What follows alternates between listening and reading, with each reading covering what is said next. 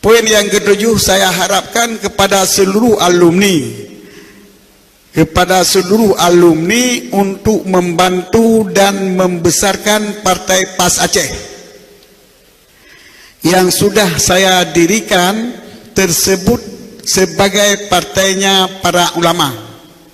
Alhamdulillah, di bawah kepimpinan Tu Bulkaini dan di bawah pengarahan Ayah Cetrung, Ayah Hasub, serta dibantu oleh para ulama daya dan berbagai pihak, telah menjadikan PAS sebagai peserta pemilu 2024. Ke depan saya harapkan bantuan yang lebih kuat lagi dari kita semua. Ini adalah poin yang ketujuh. Abu dalam hal politik kitanya giyu musaboh.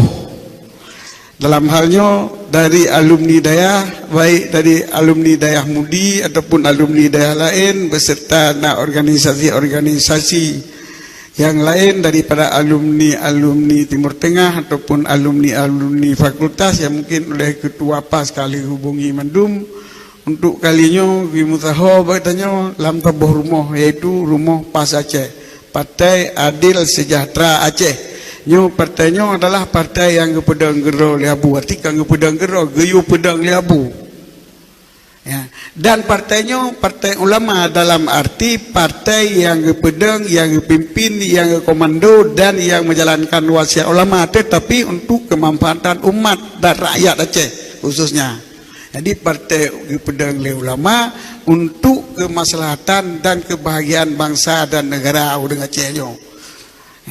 Khusus bangsa dan negara, khusus di daerah Aceh. Sebab partai lokal mungkin itu dia terjangkau kepada tingkat nasional.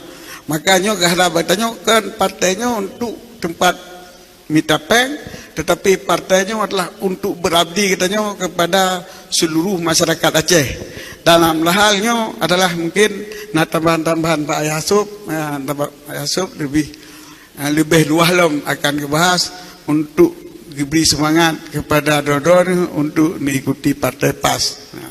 Kepada Ayasub, kamu lagi dan ono menteng dari Lutuan. Assalamualaikum warahmatullahi wabarakatuh.